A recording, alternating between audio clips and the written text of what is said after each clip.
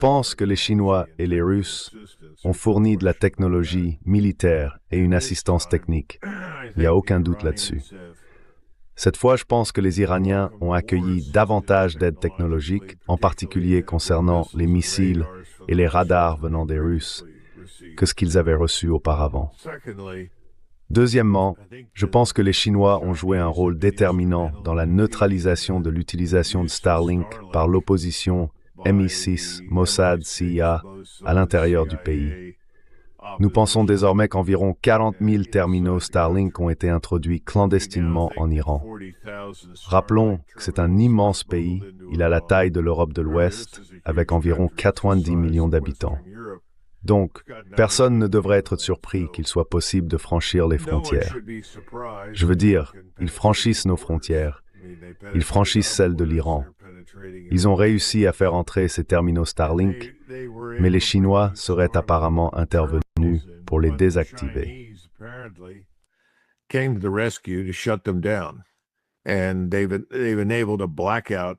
Ils ont imposé une coupure de courant dans la plupart des zones urbaines, et il se peut qu'elle soit désormais nationale afin de reprendre le contrôle. Cependant, en quoi cette guerre serait-elle différente? Parce que la première manche ne s'est pas bien passée. Les Iraniens ont prouvé qu'ils pouvaient submerger les défenses aériennes israéliennes qui s'épuisaient rapidement. Et puis, Trump semble avoir une aversion pour les guerres longues. Il aime les terminer rapidement, semble-t-il. Un peu comme avec le Venezuela, ne pas se laisser entraîner dans une guerre prolongée. Alors, penses-tu qu'ils vont simplement tenter une frappe de décapitation écrasante visant les principales figures du gouvernement? Parce qu'ils avaient essayé cela la dernière fois.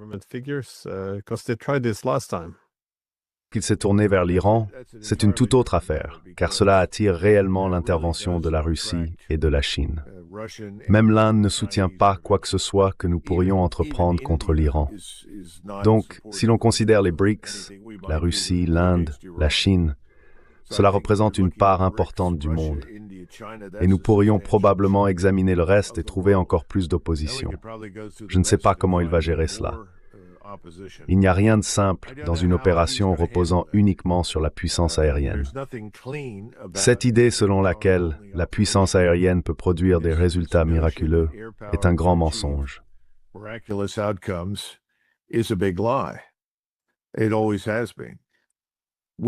Ça a toujours été le cas.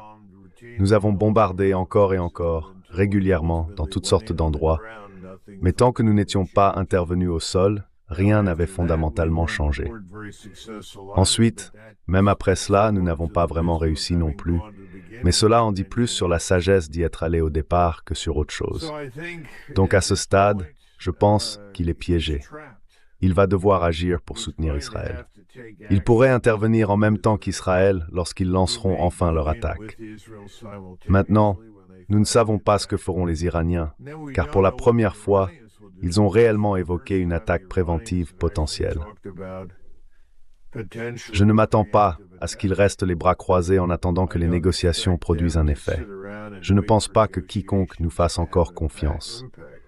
Je ne crois pas que quoi que dise Trump sera pris au sérieux.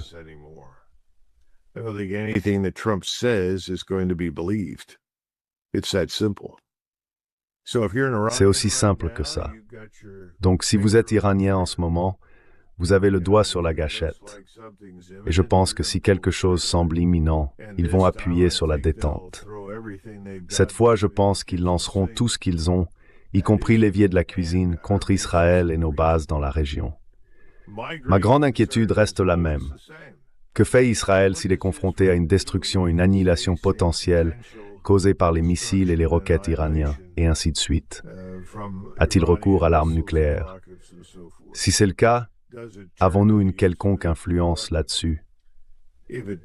Pouvons-nous les contenir d'une manière ou d'une autre? Je ne sais pas. Maintenant, la chose dont nous n'avons pas encore parlé, mais qu'il faut prendre en considération, c'est la Turquie.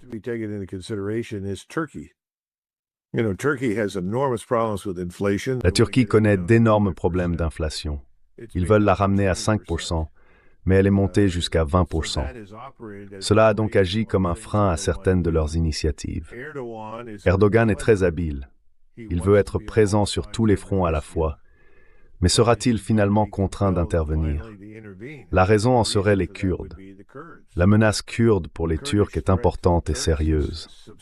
Les Turcs pourraient être mobilisés en quelques jours pour combattre les Kurdes. Est-ce que cela pourrait déborder et impliquer Israël?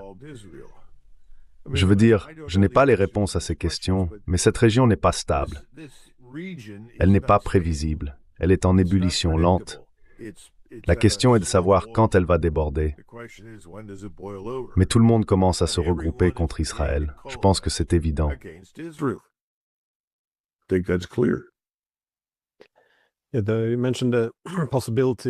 Vous avez mentionné la possibilité d'une frappe préventive, et je pense que c'est une variable qu'il faut prendre au sérieux.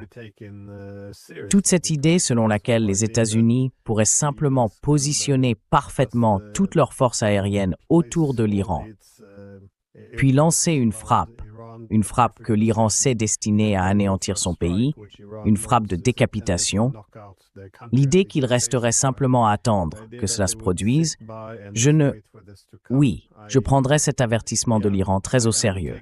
Ils ont beaucoup à perdre ici. Mais vous avez mentionné que les Russes, et encore une fois les Chinois, ne resteraient pas passifs. Comment voyez-vous le calcul des Russes avoir évolué, selon vous?